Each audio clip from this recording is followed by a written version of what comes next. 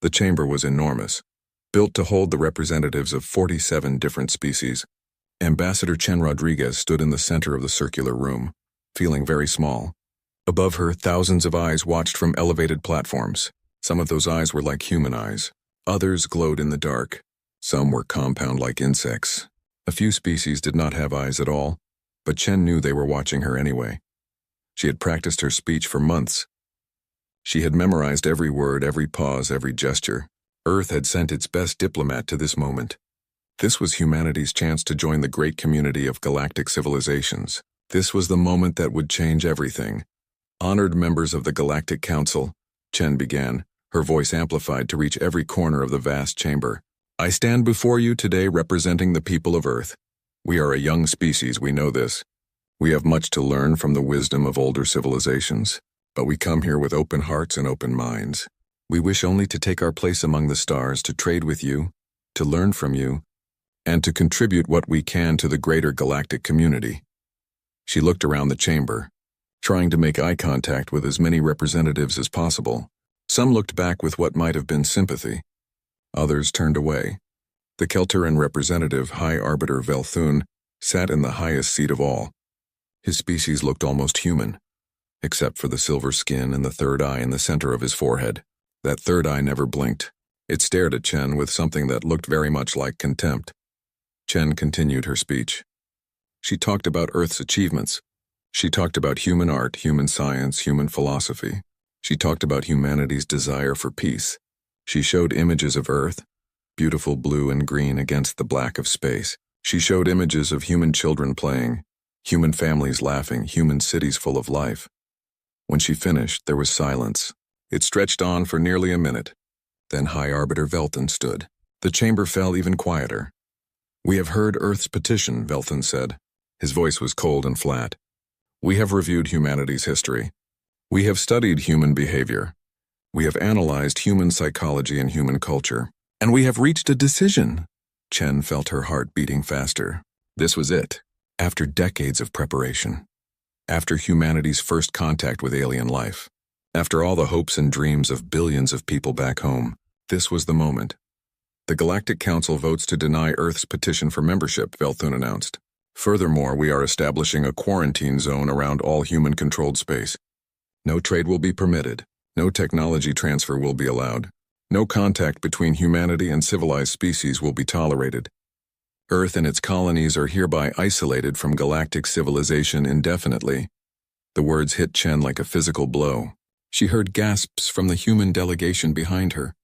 She saw some of the alien representatives nodding in agreement. Others looked uncomfortable, but none spoke up. This is not just, Chen said, fighting to keep her voice steady. We have done nothing to deserve this. We have broken no laws. We have threatened no one. On what grounds do you make this judgment? Velthun's third eye fixed on her with laser focus. On the grounds of galactic safety. Humanity is too aggressive, too unpredictable, too dangerous. You have warred among yourselves for your entire history. You develop weapons at an alarming rate. You expand without caution. You take risks that would terrify any rational species. In the mere 200 years since you developed nuclear technology, you have nearly destroyed yourselves 3 times. You are not ready for the responsibilities of galactic citizenship. Perhaps you never will be. Every species has a violent past, Chen argued. The records show that the Kelteran Empire fought civil wars for 5 centuries before achieving peace. The Torgathi were known as galaxy-wide raiders before they joined the Council. You cannot judge us for our history when we are trying to build a better future. We judge you on your present, not your past. Another representative spoke up. This one was a massive creature that looked like a boulder with tentacles. Human military vessels have been detected scanning Council territories. Human corporations have attempted to steal proprietary technologies. Human colonists have settled on worlds without proper authorization. You act as though the galaxy belongs to you. Admiral Sarah Okonkwo, who had been standing silently beside Chen, stepped forward. She was a tall woman with iron-gray hair and eyes that had seen combat. We scan your territories because you refuse to share navigation data. We develop our own technology because you refuse to trade with us fairly. We settle new worlds because Earth is overcrowded, and you have blocked us from purchasing established colony rights. Every action you condemn is a response to your own hostility toward us. Silence, Velthun commanded. This is not a debate. The decision has been made.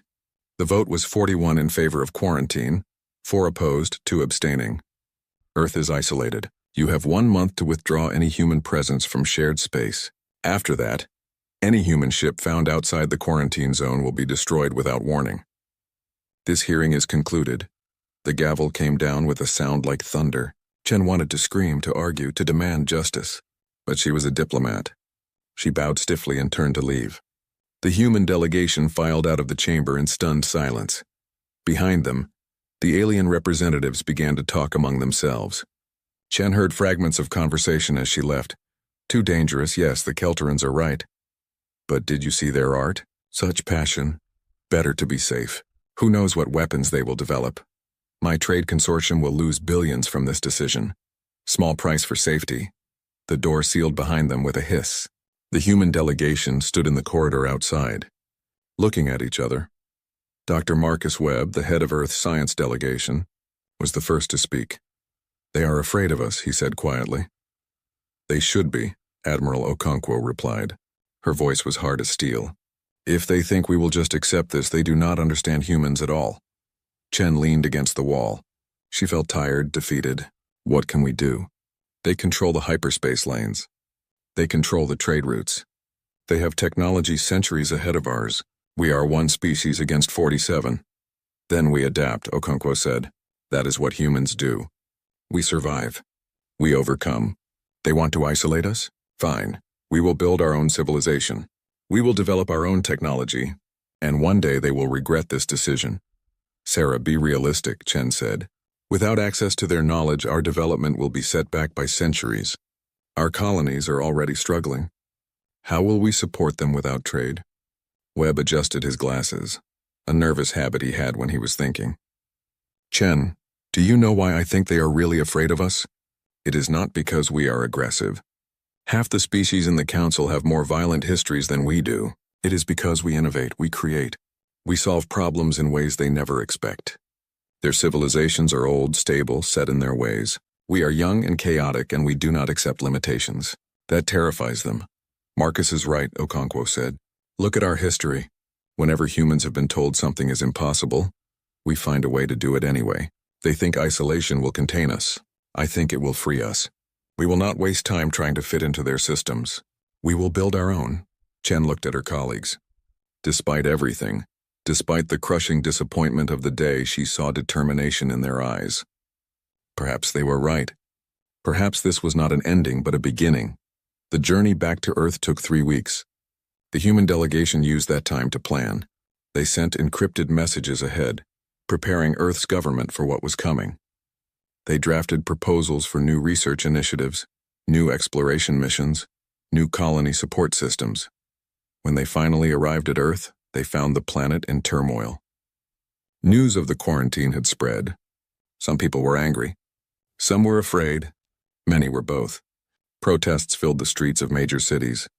Galactic justice became a rallying cry. The United Earth government struggled to maintain order. Chen addressed the Global Assembly the day after her return. The chamber was packed with representatives from every nation and every major colony. Billions more watched via broadcast. We have been rejected, she told them. The Galactic Council has judged us unworthy. They have isolated us, cut us off from the community of civilized worlds. They have made it clear that we are not welcome among the stars. She paused, letting the anger in the room build. But I say to you now, we do not need their welcome. We do not need their permission. We are human beings, and we have never asked permission to reach for greatness. Our ancestors crossed oceans without maps. They flew into the sky when everyone said it was impossible. They walked on the moon when the entire universe told them to stay home. And we will do what we have always done. We will survive. We will adapt. We will thrive. Not because the galaxy allows it, but because we refuse to accept any other option. The chamber erupted in applause. It was not the polite applause of diplomacy. It was thunder, the sound of defiance, the sound of a species that had been insulted and would not forget. Over the next weeks, Earth's government mobilized. Admiral Okonkwo was given command of a new military initiative called the Frontier Fleet. Its mission was to explore beyond the quarantine zone, to find resources and opportunities in the uncharted regions of space where the Council did not patrol. Dr. Webb was given nearly unlimited funding for a research program called Prometheus. Its goal was simple and audacious: to develop technology that would surpass what the Council possessed, using nothing but human ingenuity. Chen herself was appointed as the head of colonial affairs. Her job was to keep Earth's struggling colonies alive and growing, despite the loss of trade. It would be the hardest job of her career. In a secret meeting room deep beneath Geneva, the three of them met with Earth's president and military chiefs. The mood was grim but focused. "How long until we see results?" President Amara Osi asked. She was a woman who had led Earth through 2 crises already. Now she faced a third. "Prometheus will need at least 5 years before major breakthroughs," Webb said. "We are essentially starting from scratch, reverse engineering alien principles without alien help. But I have good people. We will make it work." "The Frontier Fleet can launch initial expeditions within 6 months," Okonkwo reported. "We have enough ships. The question is whether we have enough supplies for long-range missions beyond the quarantine zone."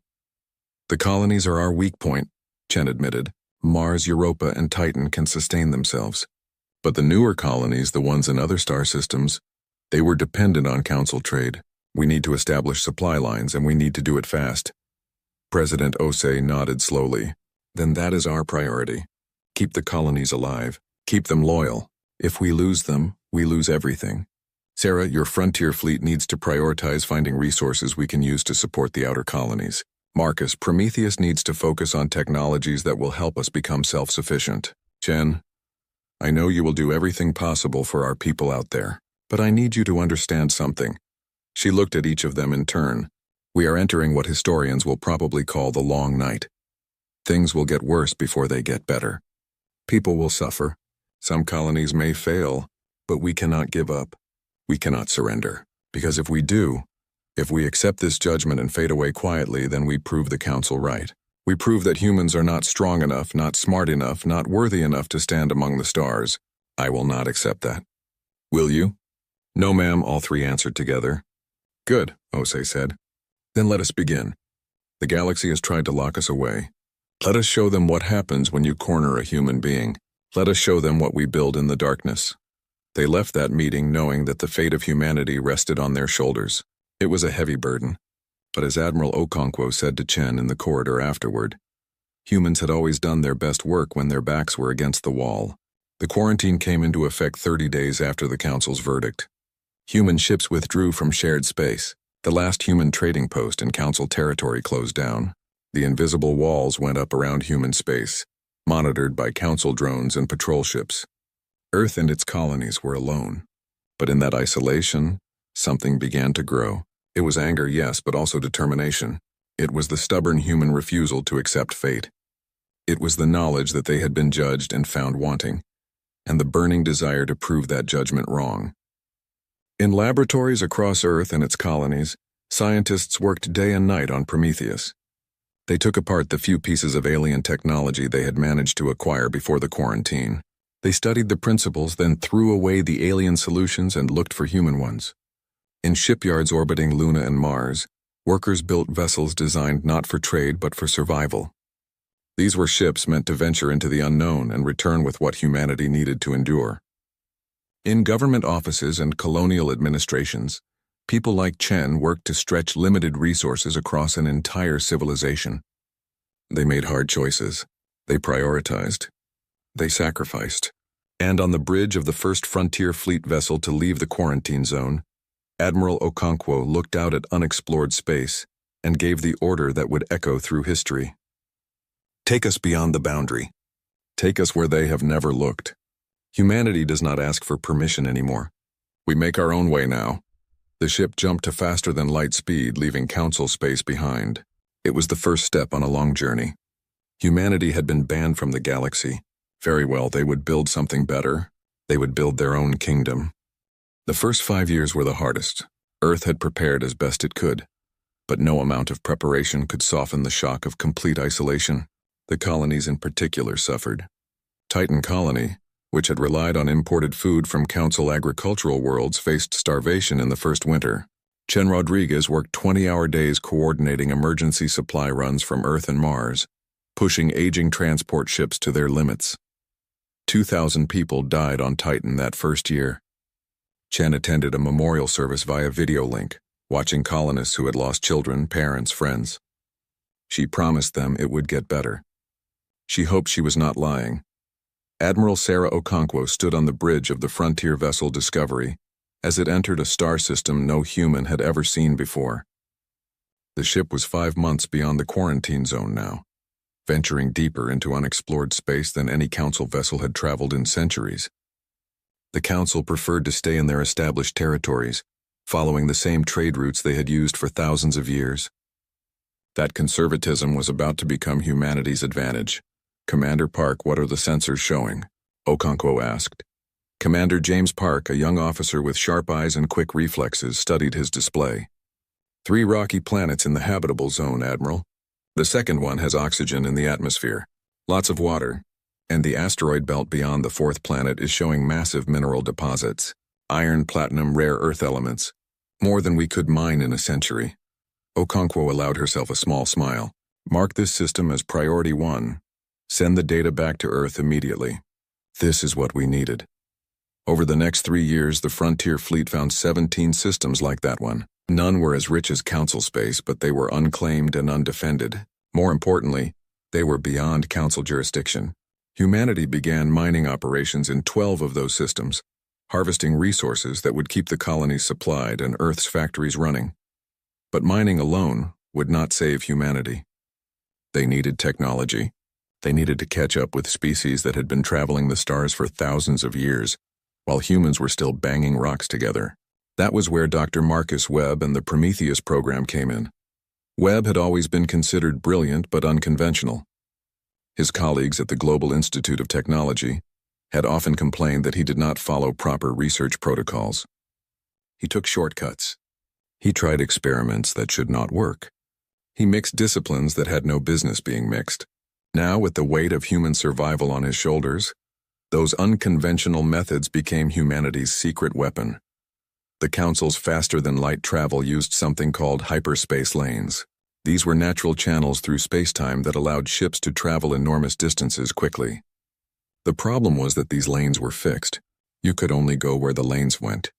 The Council had spent millennia mapping these lanes and building their civilization around them. It was efficient, but it was also predictable and limiting. Webb looked at the problem differently. "Why do we need to follow their roads?" he asked his research team. "Why not build our own?" The answer came from quantum physics. Webb's team discovered that spacetime could be folded, like a piece of paper, bringing 2 distant points together. It required enormous energy, and the calculations were incredibly complex, but it worked. More importantly, it worked anywhere. A human ship with a quantum fold drive could travel to any point in space without needing to follow hyperspace lanes. The first test nearly destroyed the research station. The second test succeeded, but left the test pilot unconscious for 3 days. The third test worked perfectly. By year 7 of the long night, human ships were being retrofitted with quantum fold drives. They were slower than hyperspace for long distances, but they could go anywhere. That was worth the trade-off. Other breakthroughs followed. Human AI researchers, working without Council restrictions on artificial intelligence, developed neural networks that could think and adapt. These AIs were not conscious, not alive, but they were brilliant at solving problems. Human weapons designers created kinetic missiles that could strike targets from millions of kilometers away. Human genetic scientists unlocked ways to help humans survive in hostile environments without cumbersome environmental suits.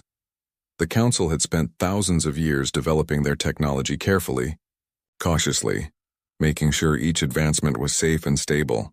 Humanity did not have thousands of years. They innovated fast, took risks, and accepted failures as learning opportunities. In 15 years, they compressed what should have been centuries of progress. But technology alone would not be enough. Humanity needed allies, and that was something no one had expected to find in the outer darkness.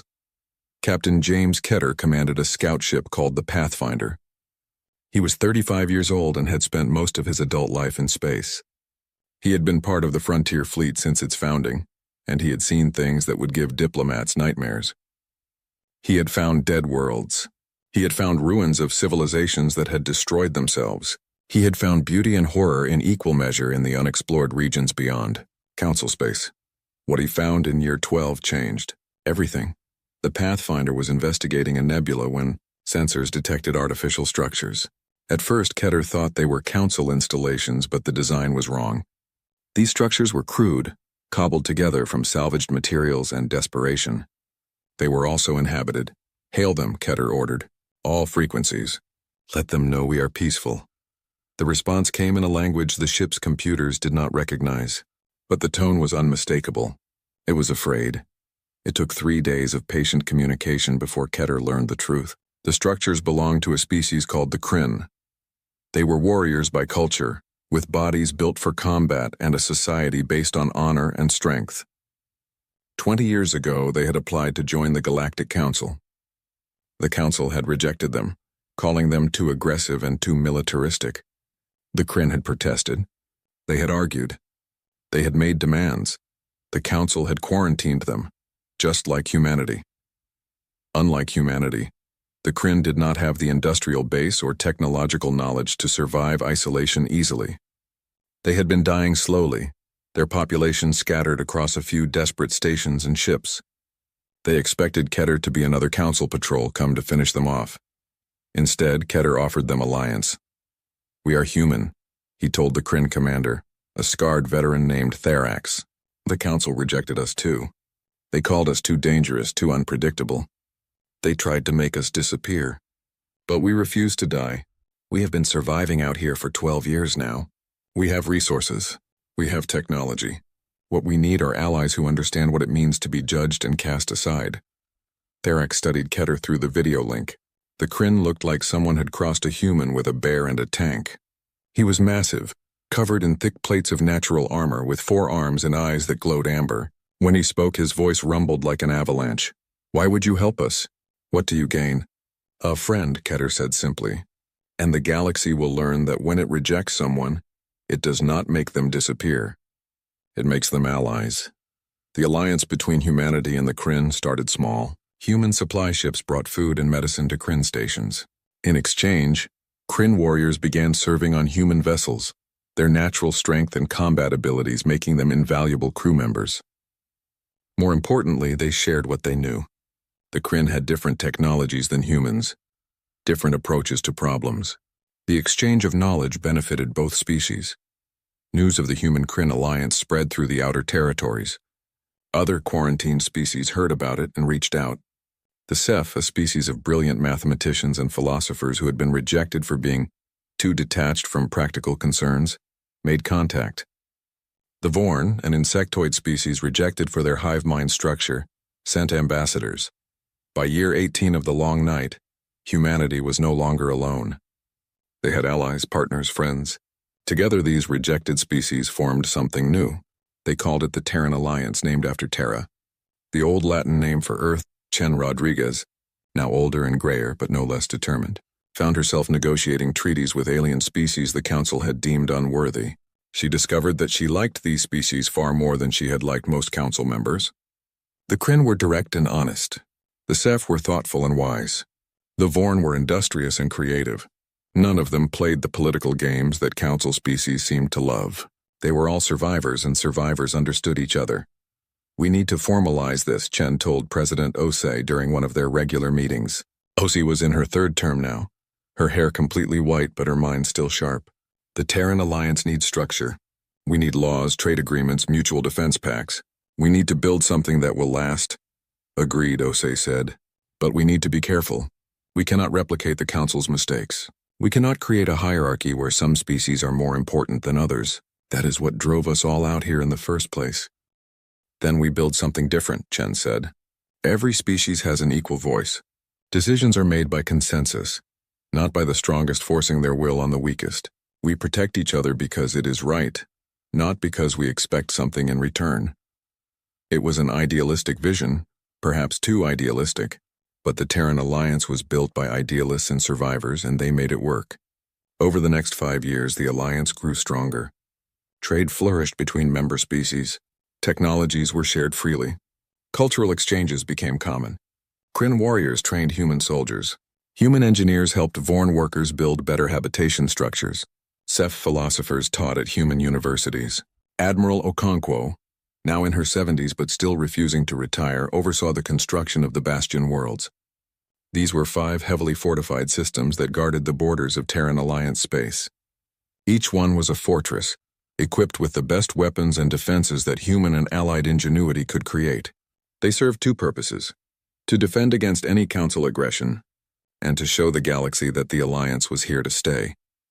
Dr. Webb, working with SCI-FI mathematicians and Vorn engineers, achieved breakthroughs that made his earlier work look like child's play. The quantum fold drive was refined to the point where it matched hyperspace speeds. Human Kryn joint weapons programs created ship-to-ship missiles that could track targets through evasive maneuvers.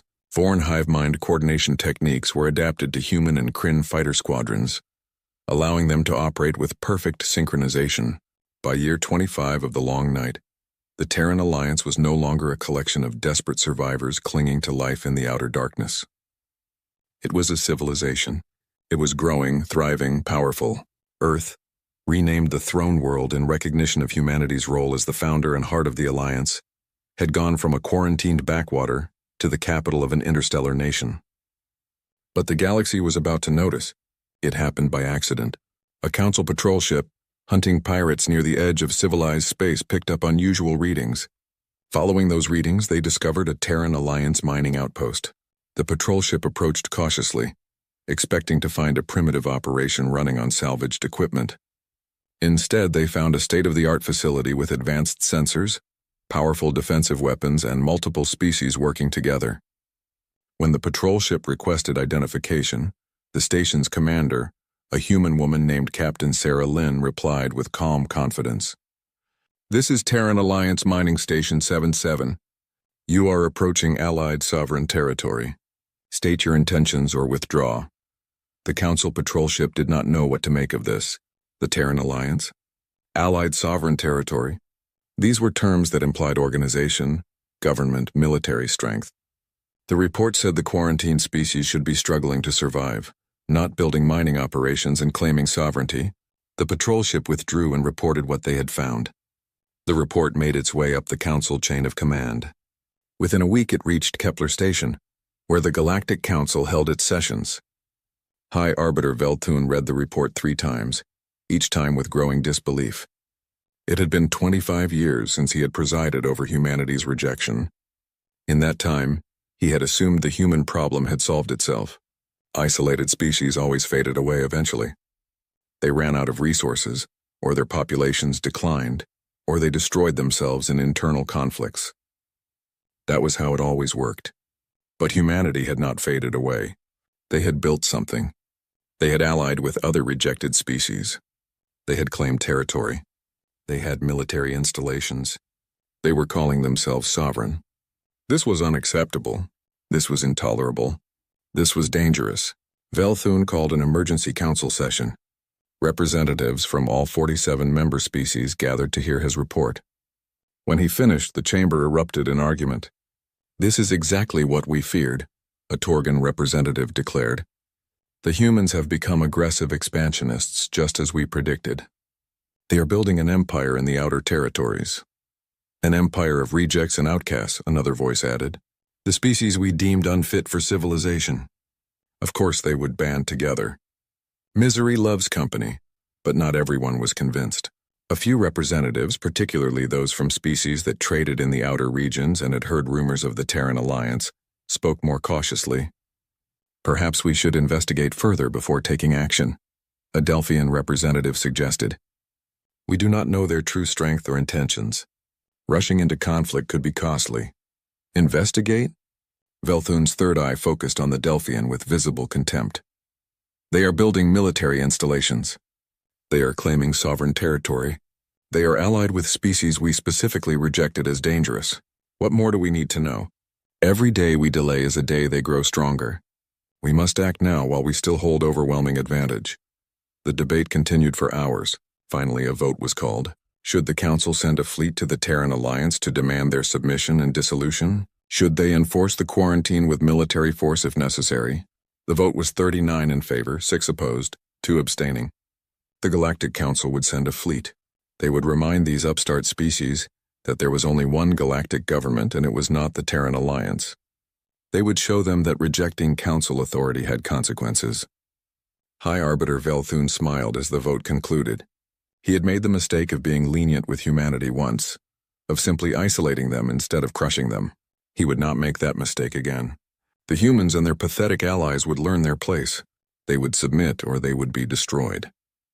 But Velthun did not understand humans. He had never understood them.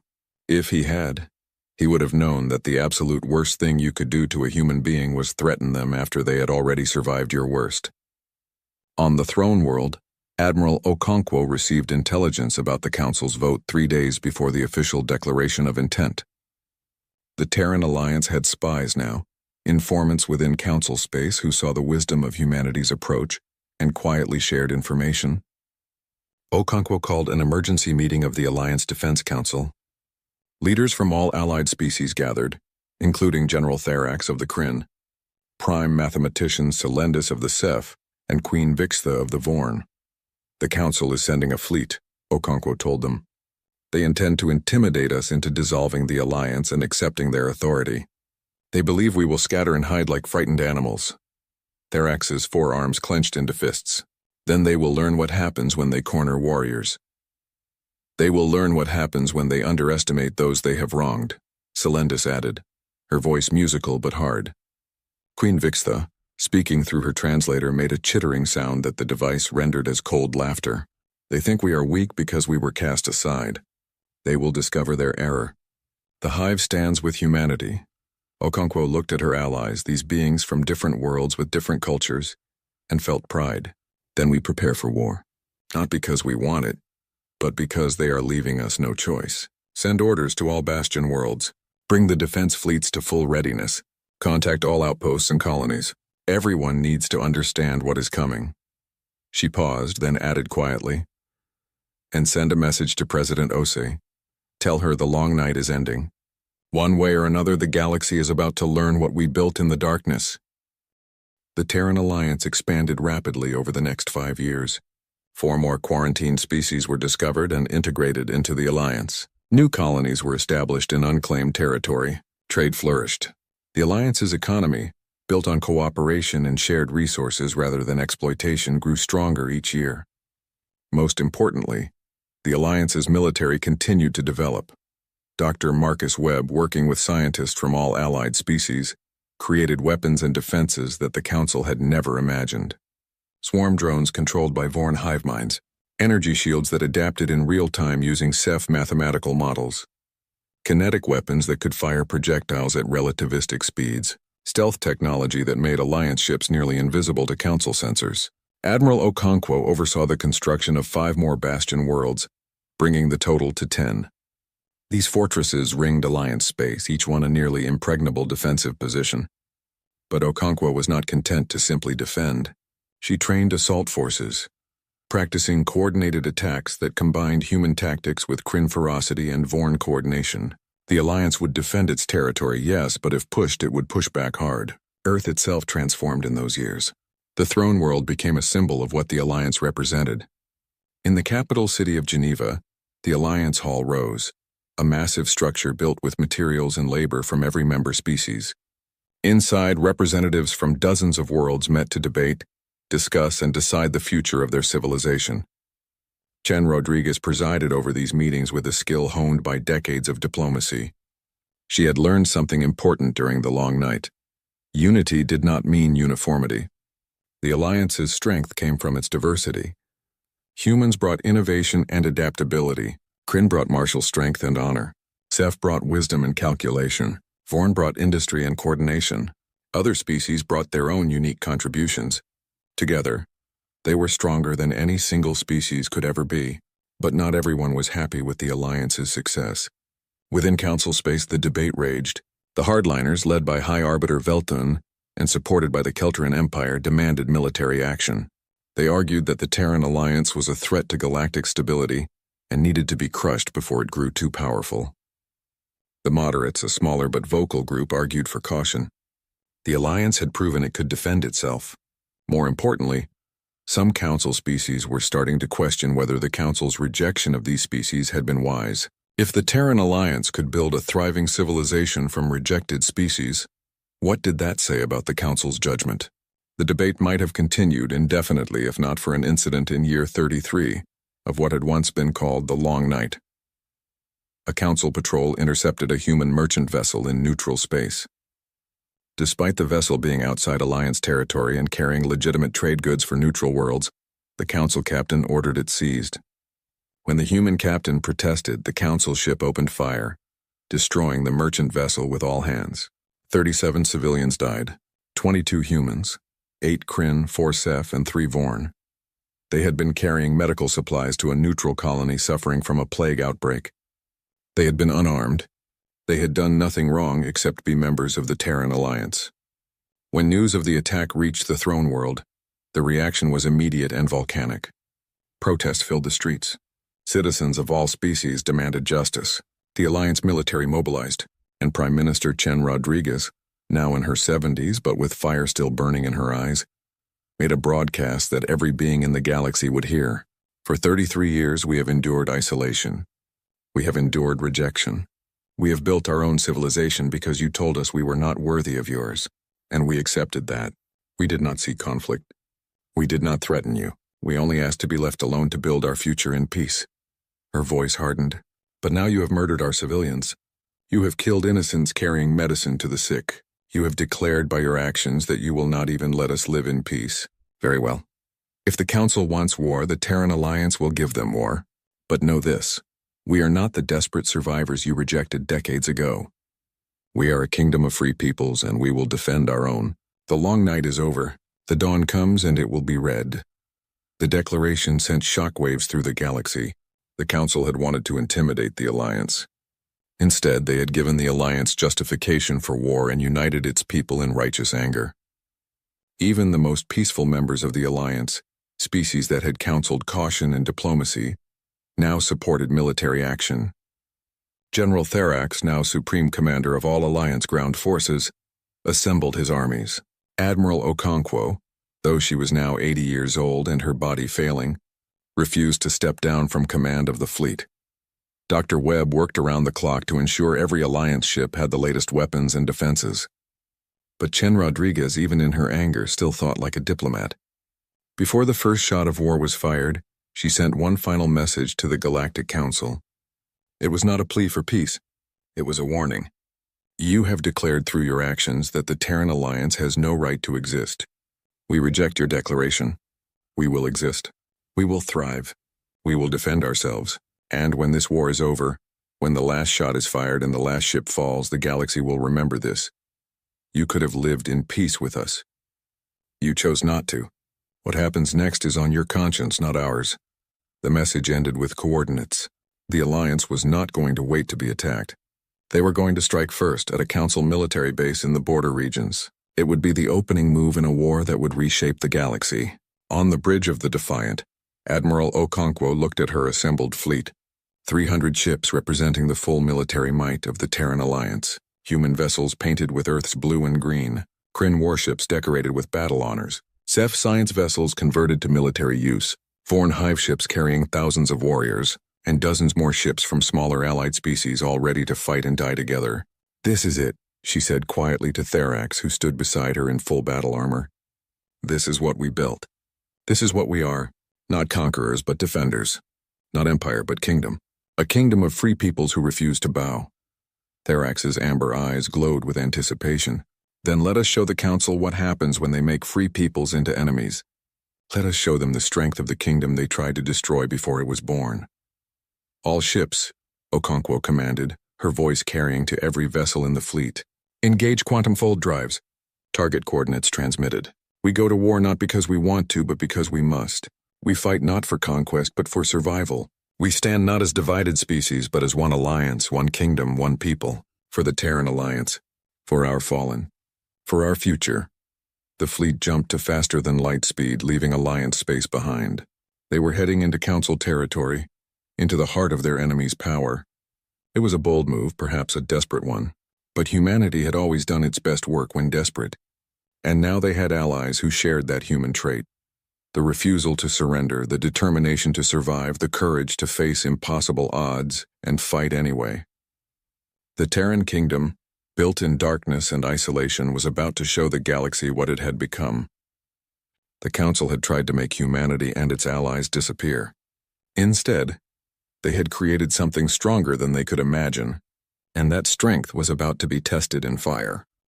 The Council fleet arrived at the border of Terran Alliance space with the arrogance of the powerful, confronting the weak. 50 warships representing the combined military might of a dozen Council species emerged from hyperspace in perfect formation. It was a display meant to intimidate, to show the pathetic alliance of rejects exactly what they faced if they refused to submit. Admiral Velknor, a veteran Kelteran commander, stood on the bridge of his flagship, the Absolute Authority. He had fought in 3 major campaigns and put down 2 rebellions. This, he expected, would not even qualify as a real battle. More likely, the humans and their allies would see the fleet panic and surrender immediately. They would beg for mercy. They would promise to disband. And if they were very lucky, the Council would allow them to survive in their isolated, powerless state. "Send the demand," Velknor ordered. The communication went out on all frequencies, translated into every language known to the Alliance. Its message was simple and absolute. Dissolve the Terran Alliance immediately. Acknowledge Council authority. Withdraw all claims to sovereign territory. Submit within 12 hours or face the consequences. The reply came from Bastion World 3, the fortress system guarding this approach to Alliance space. Captain James Ketter, now in command of the station's defense fleet, sent back a message that was far shorter than the Council's demand. No. Velknor stared at the screen in disbelief. What did he say? He said no, Admiral, the communications officer reported. Just that single word, no. Send the demand again, Velknor snapped. Perhaps there was a translation error. The demand was sent again. The reply came back identical. No. Velknor's silver skin flushed darker with anger. Open a direct channel. I will speak to this fool personally. Ketter's face appeared on the screen. He was a human in his mid-40s now, with graying hair and eyes that had seen too much to be easily intimidated. Behind him, the bridge of his command ship bustled with activity. Velknor could see Kryn warriors at weapon stations, Ceph mathematicians calculating firing solutions, Vorn engineers monitoring systems. It was disturbing how smoothly the different species seemed to work together. I am Admiral Velknor of the Galactic Council Fleet, he announced. You will surrender immediately or face destruction. This is your final warning, Ketter smiled. It was not a pleasant smile. Admiral, I am Captain James Ketter of the Terran Alliance Defense Force. You are trespassing in sovereign territory. You have 12 hours to withdraw before we consider your presence an act of war. Act of war? Velknor could not believe what he was hearing. You cannot threaten the Council. You are a collection of rejected species playing at civilization. We have 50 capital ships. What do you have? Enough, Ketter said simply and closed the channel. Velknor spent the next hour scanning the system. What he saw troubled him. The defenses were far more sophisticated than intelligence reports had suggested. Multiple fortress stations orbited the system's gas giant, each one bristling with weapons. Minefields filled the approaches to the inner system. Sensor arrays covered every possible attack vector. This was not a desperate outpost. This was a prepared defensive position. More concerning were the ships. Velknor counted 43 vessels, ranging from small frigates to large battlecruisers.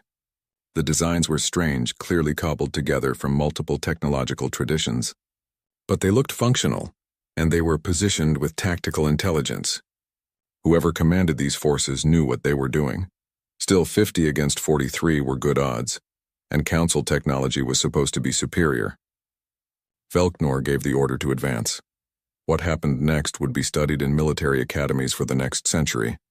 The Battle of Bastion III, later called the Battle of Frontier's Edge, lasted 18 hours and changed the balance of power in the galaxy forever. The Council fleet advanced in textbook formation, intending to use their superior firepower to overwhelm the defenders. They expected the Alliance ships to either flee or cluster together in panic. Instead, the Alliance fleet scattered like leaves in wind, each ship moving independently but with purpose. What are they doing? Velknor demanded. That is not a military formation. That is chaos. His tactical officer, studying the screens intently, shook his head. No, Admiral. Look at the pattern. Each ship is moving to maximize firing angles while minimizing exposure. It is controlled chaos. They are using unpredictability as a tactic. The first missiles came from 3 different directions simultaneously. Council point defense systems engaged, destroying most of them, but a few got through, slamming into the shields of Velknor's outer vessels. The shields held, but the impacts were harder than expected. Return fire, Velknor ordered.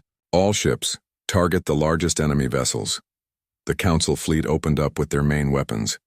Beams of coherent energy and kinetic projectiles filled space. Several Alliance ships were hit, their shields flaring and weakening, but they did not stop moving. They continued their chaotic dance, never staying in one place long enough to be an easy target. Then the real attack began. Small attack craft, hundreds of them, launched from the fortress stations and Alliance carriers. They swarmed toward the Council fleet like angry insects. Council point defense systems began engaging them, but there were too many. For every one destroyed, 3 more got through.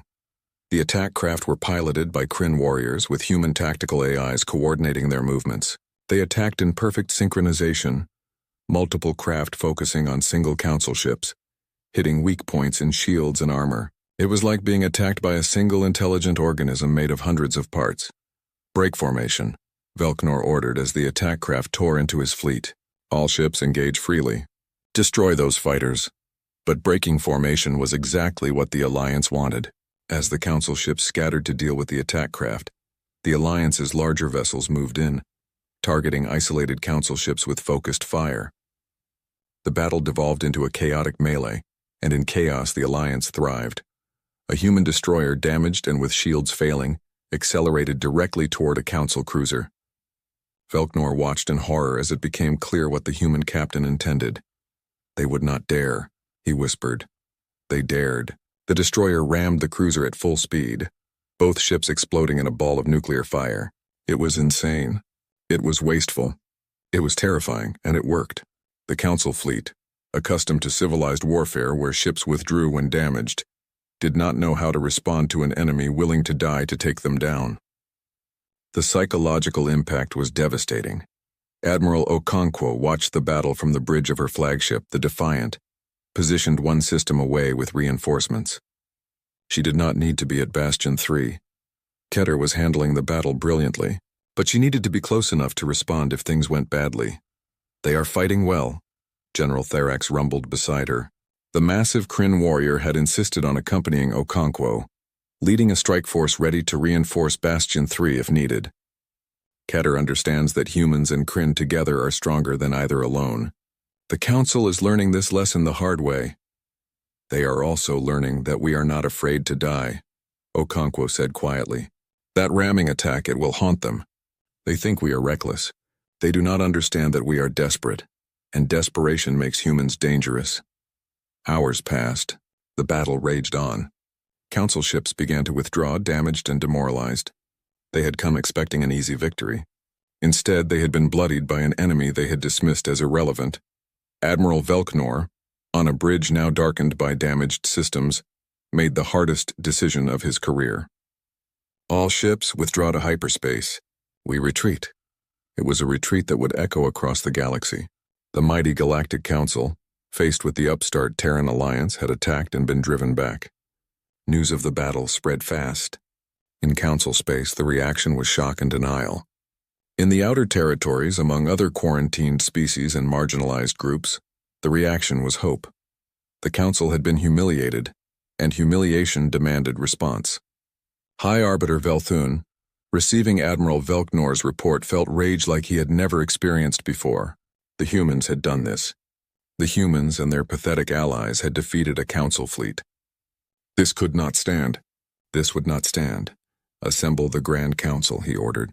We need to discuss a proper response to this insult. But while the Council debated, the Terran Alliance acted. Chen Rodriguez, now carrying the title of Prime Minister, sent envoys to neutral species throughout the galaxy. Her message was simple. The Council claimed to represent galactic civilization, but they had rejected and quarantined species for arbitrary reasons. The Terran Alliance offered an alternative. Join us, build a better future. No species is superior. No species is inferior. We stand together as equals. Some species ignored the message. Some reported it to the council. But some listened. 3 minor council members, species that had always felt marginalized and ignored by the Keltaran and Torgathi power blocks, quietly opened diplomatic channels with the Terran Alliance. They did not join, not yet, but they listened. And listening was the first step. The council military base at Kepler's Reach had stood for 300 years. It was a fortress, a shipyard, and a symbol of council power all in one. Massive orbital platforms manufactured warships. Defense stations bristled with enough firepower to shatter planets. 50,000 military personnel from a dozen species worked there, secure in the knowledge that they served the greatest power in the galaxy. They were utterly unprepared for what emerged from quantum space at Oro 400 station time. 300 Alliance ships appeared simultaneously, their quantum fold drives allowing them to bypass the hyperspace lanes entirely. The Council's early warning systems, designed to detect ships emerging from hyperspace, gave no warning at all. By the time station defense crews realized they were under attack, Alliance missiles were already incoming. Commander Lisa Torres stood on the bridge of the assault carrier Victory, watching the attack unfold with satisfaction. She was 32 years old, born during the long night, and she had spent her entire adult life preparing for this moment. She had been taught by Admiral Okonkwo herself, learning the old warrior's tactical wisdom and adding her own innovations. All wings, engage, Torres ordered. Target priority is the defense platforms. Once those are down, the shipyards are defenseless. 2,000 attack craft launched from Alliance carriers. They swarmed toward the defense platforms like hornets, attacking from all angles simultaneously. The platform's automated defense systems tried to track and engage, but the Alliance craft moved in patterns that seemed random, but were actually controlled by Vorn hive minds. They wove through defensive fire with impossible coordination, each craft knowing instinctively where every other craft would be. The first platform exploded 17 minutes into the battle. The second fell 9 minutes later. By the 1-hour mark, 5 of the 12 platforms were destroyed and 4 more were heavily damaged. The remaining 3 platforms, realizing the battle was lost, transmitted surrender signals. Accepted, Torres said. Cease fire on surrendered targets. All ships advanced to the shipyards. Boarding teams, prepare to secure the facilities. This was the part of the plan that had worried Admiral Okonkwo the most. Destroying the base would be easy. Capturing it intact was much harder. But the Alliance needed those shipyards. They needed the manufacturing capacity, the raw materials, and most importantly, they needed to prove that they could take and hold Council territory. Kryn warriors led the boarding operations. General Therax himself was in the first wave, his forearms wielding weapons that made Council security forces look like children with toys. The Kryn had been waiting 30 years for a chance to prove themselves in real combat. They had spent those years training, preparing, becoming the finest warriors in known space. Now they swept through the shipyards like an avalanche, unstoppable and terrifying. But Therax had learned from humans that victory was not just about strength. It was about how you treated the defeated. When Council personnel surrendered, they were treated with respect. The wounded were given medical care, human medics working alongside Ceph healers. Prisoners were housed in comfortable conditions and told they would be exchanged for Alliance prisoners of war. This was a stark contrast to what Council propaganda had claimed. The Alliance were supposed to be savages, barbarians who would kill without mercy. Instead, they behaved with honor. That created confusion among the captured Council forces, and confusion led to doubts about what their leaders had told them.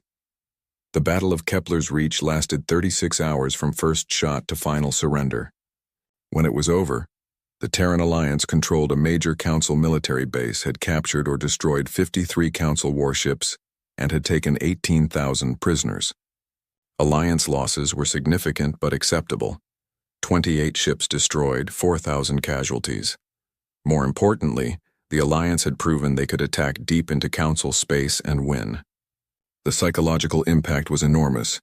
News of the battle spread like wildfire. In Council space, panic set in. If Kepler's Reach could fall, what else was vulnerable? Civilian shipping began avoiding border regions. Insurance rates for vessels traveling near Alliance space skyrocketed. Stock markets crashed as corporations realized that the safe, stable galaxy they had known was coming to an end. High Arbiter Velthun called an emergency session of the Grand Council.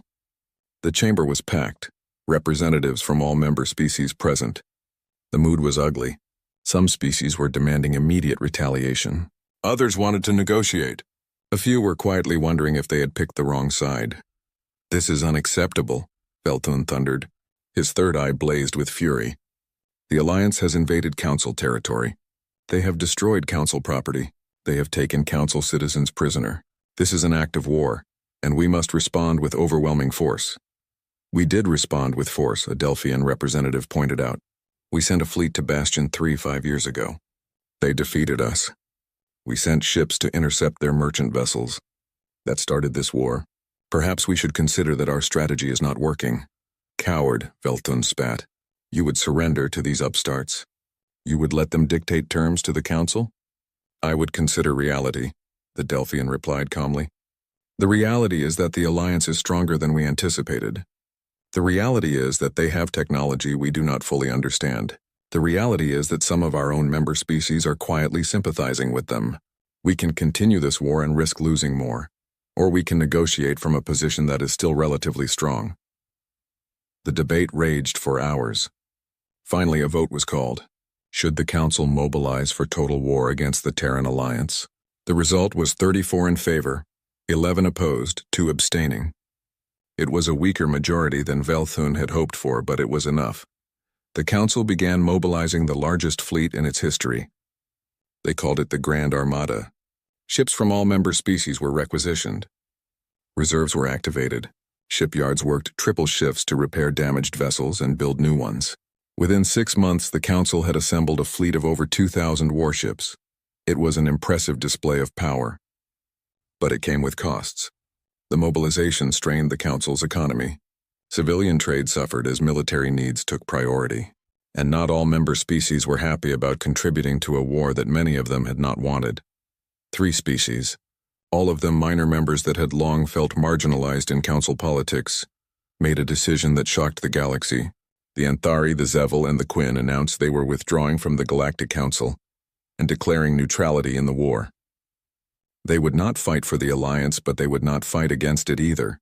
It was a small rebellion, but it was a crack in the Council's unity. And cracks had a way of spreading. The Alliance, meanwhile, continued to press their advantage. Commander Torres led raids on Council supply lines, destroying or capturing merchant vessels carrying military supplies. Kryn strike teams conducted hit-and-run attacks on Council outposts, appearing without warning, doing massive damage and disappearing before reinforcements could arrive. Foreign infiltrators, capable of mimicking other species through biological adaptation, gathered intelligence from deep inside Council territory. But Admiral Okonkwo knew that raids and hit-and-run tactics would not win the war.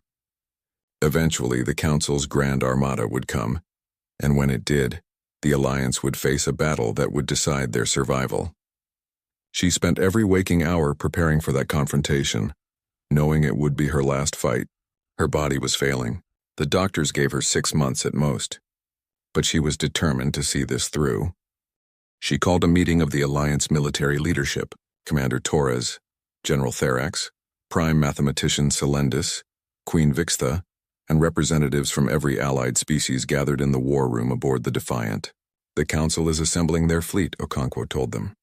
"Intelligence estimates over 2,000 ships. They will come here to Sol System, to the Throne World. They want to cut the head off the Alliance by destroying Earth. We need to be ready." "Let them come," Therax rumbled. "We will destroy them as we destroyed them at Bastion 3. Bastion 3 was 50 ships, Okonkwo said. This will be 2,000. We cannot match them in numbers. We need to be smarter." Selendis, her mathematical mind already working through possibilities, spoke up. "We need to use the terrain to our advantage.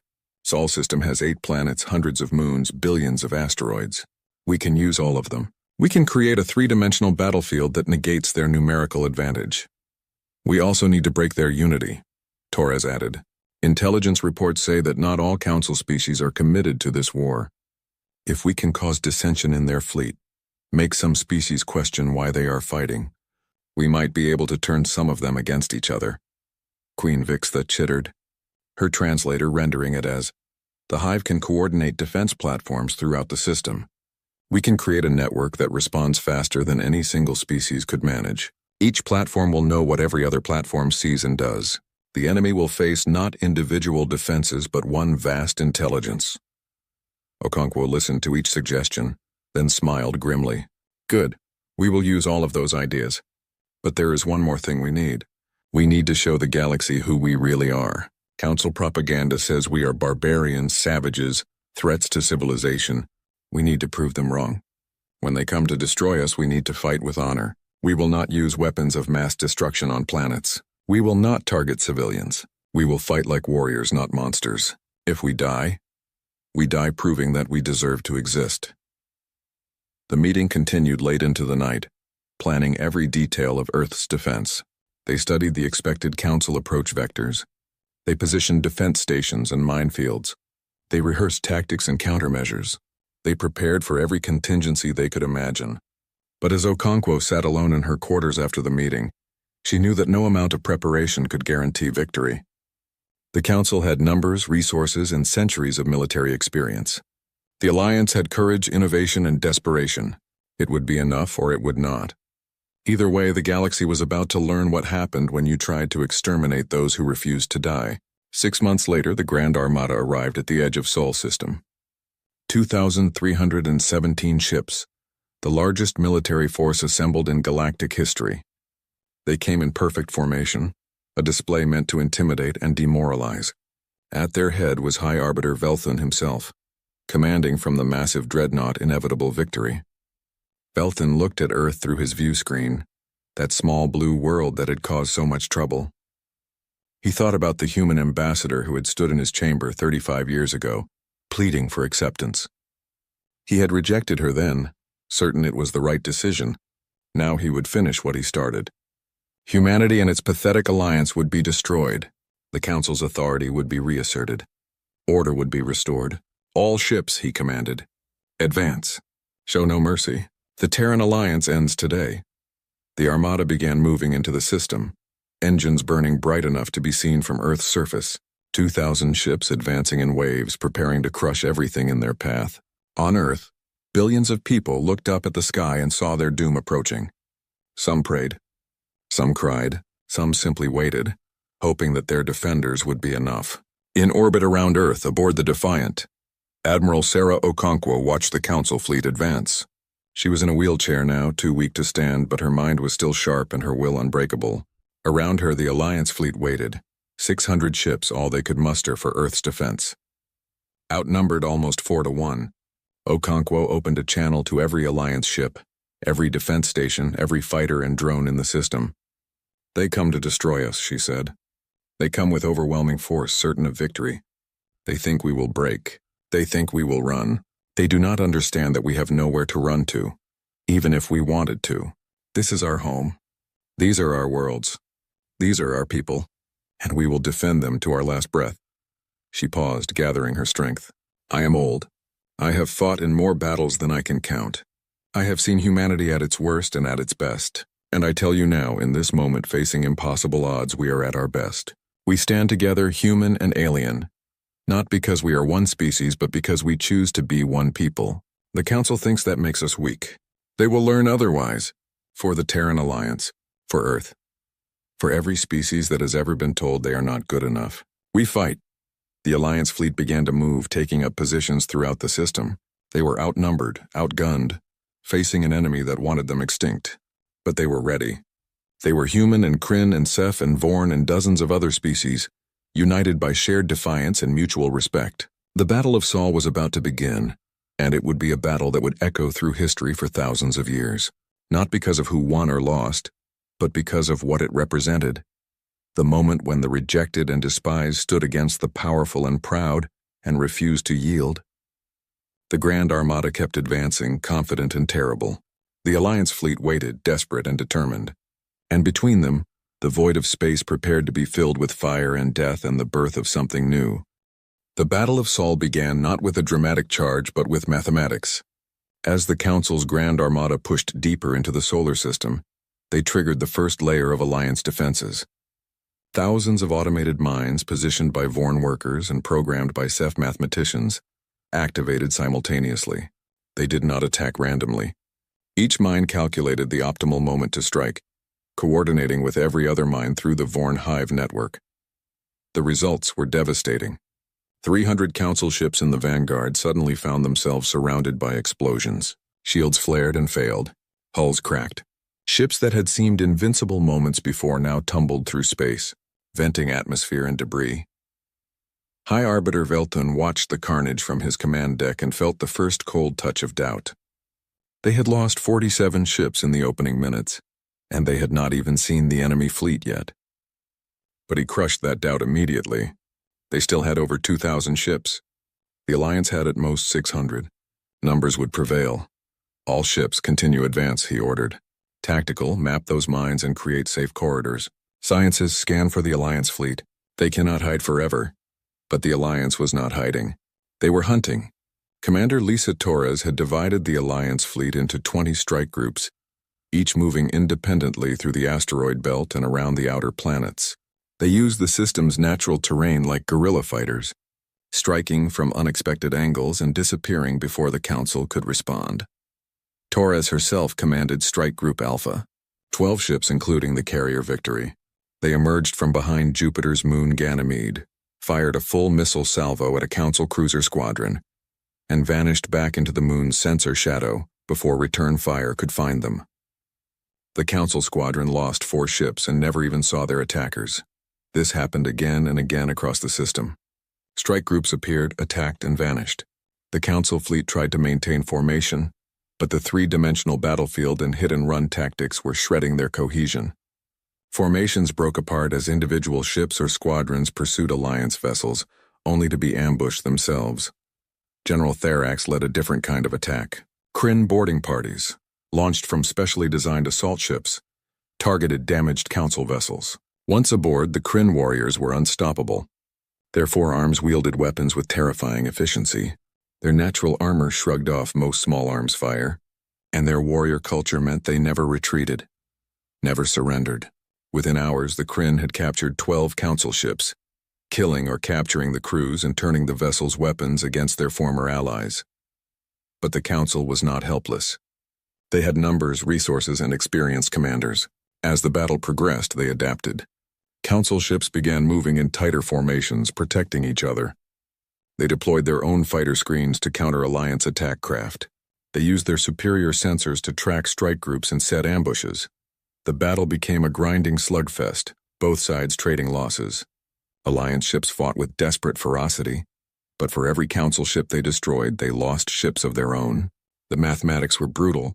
Even with superior tactics and weapons, the Alliance was being overwhelmed by sheer numbers. Admiral Okonkwo watched the battle unfold from her command chair. Her body failing but her mind still analyzing every piece of data. She could see it in the numbers. They were losing. Not quickly but steadily. In another 12 hours, the Council fleet would break through to Earth orbit and then it would be over. Admiral, her tactical officer reported, we are receiving distress calls from the inner system defense stations. Council heavy cruisers are targeting them with massed fire. Station 7 has been destroyed. Station 12 is critical. Okonkwo made a decision. Signal all strike groups. Fall back to defensive positions around Earth. We hold the line here. Whatever it costs, we hold. The Alliance fleet began pulling back and the Council pressed forward, sensing victory.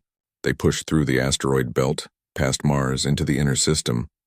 Earth hung before them, blue and green and beautiful, defended only by the remnants of a fleet that could not possibly stop them.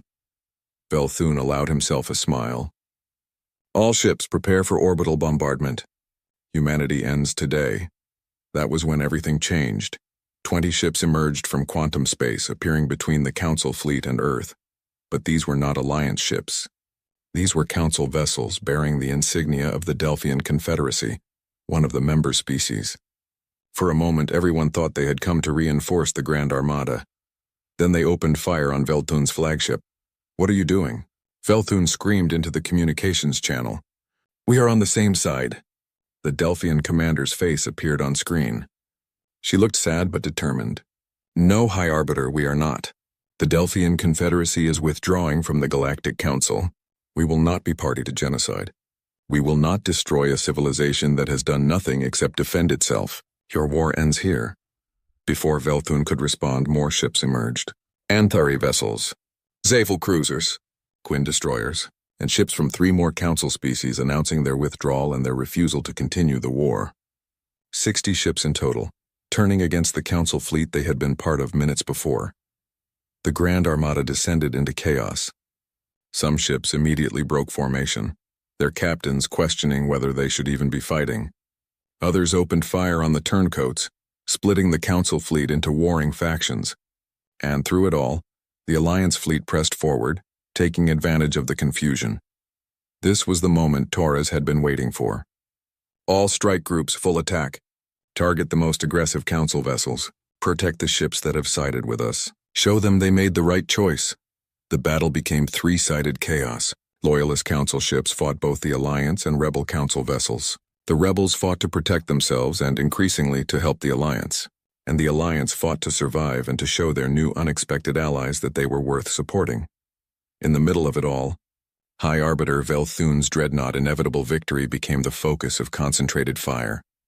Alliance missiles, Rebel energy beams, and Kryn boarding parties all converged on the massive ship.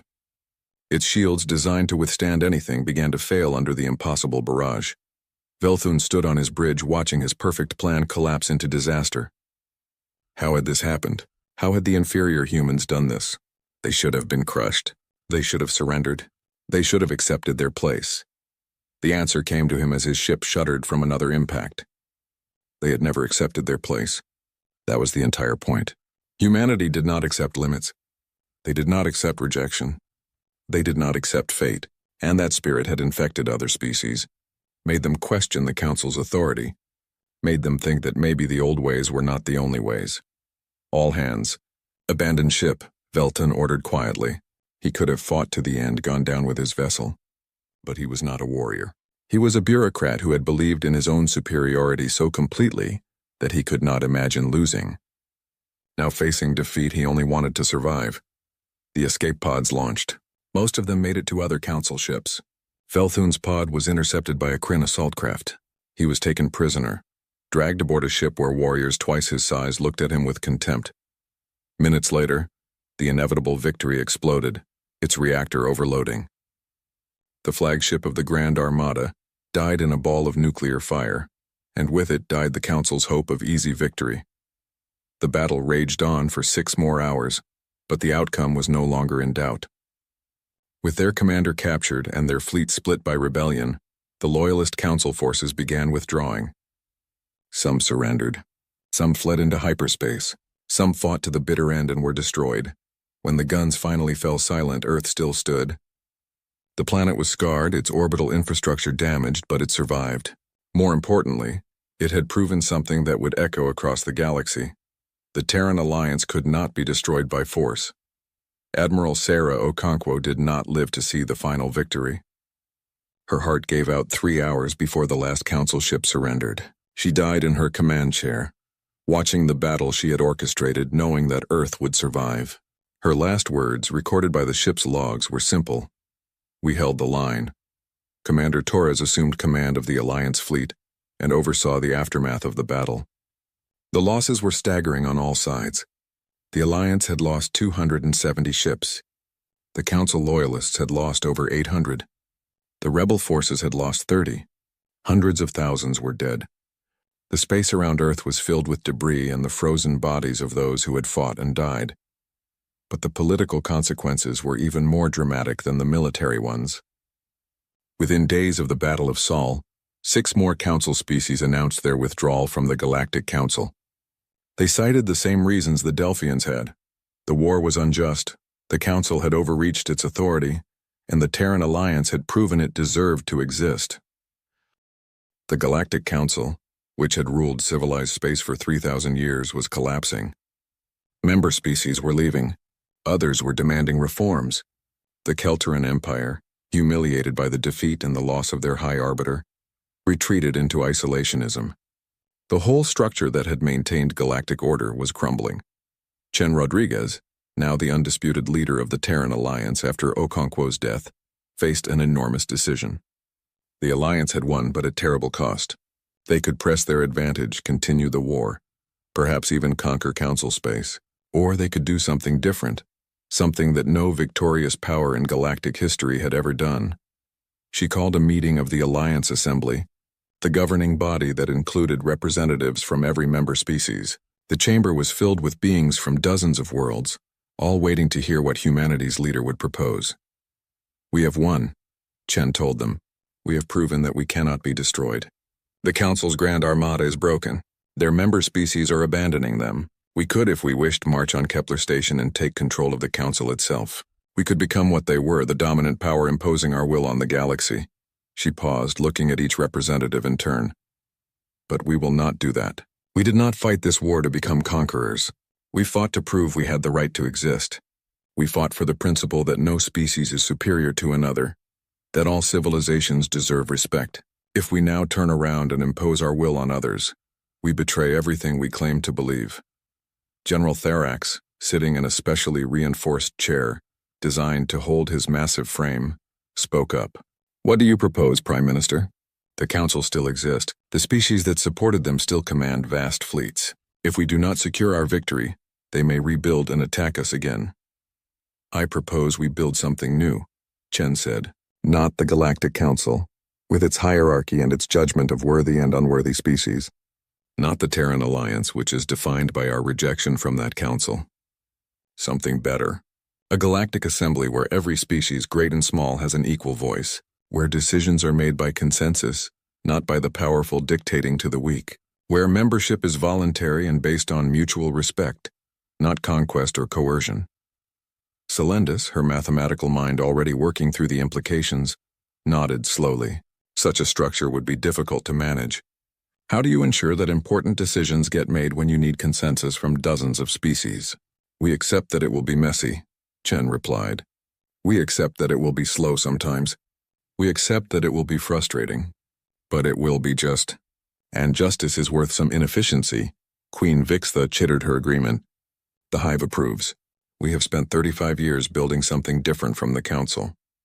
We should not become what we fought against." The debate continued for hours. Some representatives wanted guarantees that the Alliance would maintain military superiority, just in case. Others worried that former Council species would try to dominate any new organization. But in the end, the vision Chen proposed won overwhelming support. The Terran Alliance sent envoys throughout the galaxy, to Council species and non-aligned worlds alike. The message was simple: the old order is dead. We invite you to help build something new. The Galactic Assembly will be founded on 3 principles: sovereign equality of all member species, peaceful resolution of disputes, and mutual cooperation for the benefit of all. Some species rejected the invitation. The Kelteran Empire, bitter and humiliated, closed its borders and refused all contact. A few other species did the same, retreating into isolation. But most of the galaxy, tired of war and intrigued by the promise of a more just system, sent representatives to the founding conference. The conference was held on Earth, in the same building where Chen had coordinated colonial affairs during the long night. Delegates from 83 species gathered, including many former council members. The Delphians were there, honored as heroes for their stand at Sol. The Kryn were there, no longer rejected outcasts, but respected warriors. The Ceph, the Vorn, and all the other species that had formed the original alliance were there. And humans were there, not as rulers or conquerors, but as organizers and facilitators. Chen Rodriguez, now in her 80s and knowing these would be her final years of service, was elected as the first Secretary General of the Galactic Assembly. It was fitting. She had been present at humanity's rejection by the Council 35 years earlier. Now she presided over the creation of something better. The Galactic Assembly's founding charter was simple but revolutionary. All member species were equal regardless of size, population, or technological advancement. No species could be forced to join or prevented from leaving. Disputes would be resolved through arbitration and negotiation, with force only as a last resort for self-defense. Technology and knowledge would be shared freely among members. No species would be judged as worthy or unworthy based on subjective criteria. It was everything the Galactic Council had not been, and the galaxy embraced it. The Terran Alliance formally dissolved itself, its member species joining the Galactic Assembly as individual members. But the bonds forged during the long night remained. Humans and Kryn still served together on military vessels. SCI-FI still taught at human universities. Vorn still coordinated complex engineering projects with human partners. The friendship between species that had been born in isolation and tested in war became the foundation of the new galactic order. High Arbiter Vel Thun, held as a prisoner of war throughout the political transformation, was eventually released and returned to Kelteran space. He was not executed, not imprisoned long-term, not even humiliated publicly. The Terran Alliance and then the Galactic Assembly treated him with the same mercy they would have wanted for their own captured personnel. It was a mercy he had never intended to show humanity. He lived the rest of his life in obscurity, watching from his homeworld as the galaxy he thought he understood transformed into something he could barely recognize. Sometimes, late at night, he thought about the human ambassador who had stood in his chamber so long ago. She had asked for justice, and he had given her rejection. In response, she and her species had built something better than justice. They had built hope. Commander Lisa Torres, promoted to admiral after the Battle of Sol, took over as supreme commander of what became the Assembly Defense Force. It was a military designed not for conquest, but for protection, defending the principles of the Assembly against those who would undermine them. Under her leadership, the Defense Force became known for its professionalism, its restraint, and its absolute refusal to become an instrument of oppression. General Therax lived to see the Kryn fully integrated into galactic society, no longer seen as dangerous barbarians but as noble warriors who fought for honor and protected those who could not protect themselves. He established the Kryn Academy on Earth, where warriors from all species could train together. Before he died at the age of 72, ancient for a Kryn, he told his students, "Humanity taught us that strength without honor is just bullying. We taught humanity that honor without strength is just words. Together we are both strong and honorable." Dr. Marcus Webb continued his research, now with access to scientific knowledge from 83 different civilizations. He made breakthrough after breakthrough, always crediting the SCI-FI mathematicians, Vorn engineers, and scientists from dozens of other species who collaborated with him. When he won the first Galactic Assembly Prize for scientific achievement, he used his acceptance speech to say, "The Council hoarded knowledge, keeping secrets to maintain power. We share knowledge, and in sharing we all become stronger. That is the difference between empire and community." On Earth, monuments were built to those who had died in the long night and the wars that followed. The largest was a simple black wall in Geneva, listing every name of every being who had died defending the principles the Assembly now stood for. Human names, Kryn names, SCI-FI names, Vorn names, and dozens of others. At the top of the wall were words that Chen Rodriguez had written. "They tried to make us disappear. We built a kingdom in the darkness. And when we emerged, we brought light for all." Chen Rodriguez herself served as Secretary General for 10 years, long enough to see the Galactic Assembly firmly established and functioning. She retired at 92, returning to Earth to spend her final years writing her memoirs.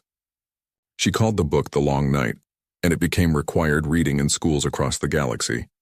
She died peacefully in her sleep at 97, surrounded by family and friends from a dozen different species. Her funeral was attended by representatives from every member of the Galactic Assembly. The Kryn sent a honor guard. The SCI-FI composed a mathematical proof so beautiful it brought people to tears. The Vorn built a living memorial, a garden that would grow and change but never die, just like Chen's legacy. 50 years after the Battle of Sol, a young Kelteran student named Jenthral sat in a classroom on her homeworld, learning about galactic history. Her teacher, an old educator who had lived through the transformation, explained what had happened when the Galactic Council had rejected humanity.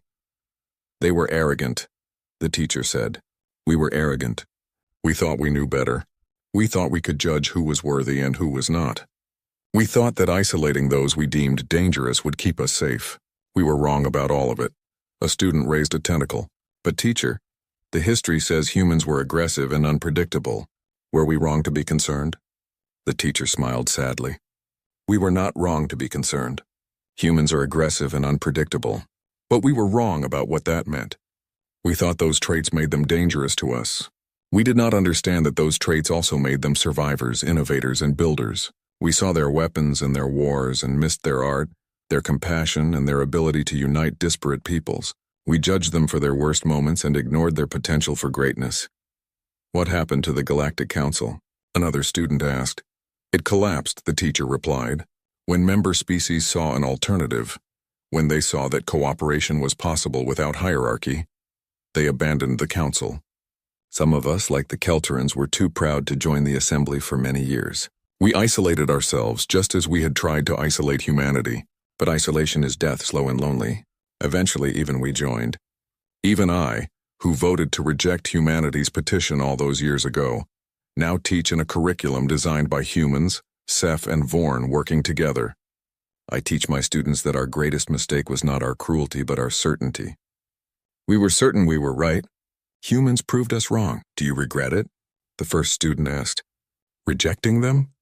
The teacher thought about this for a long moment. Every day. But I also appreciate what came from it.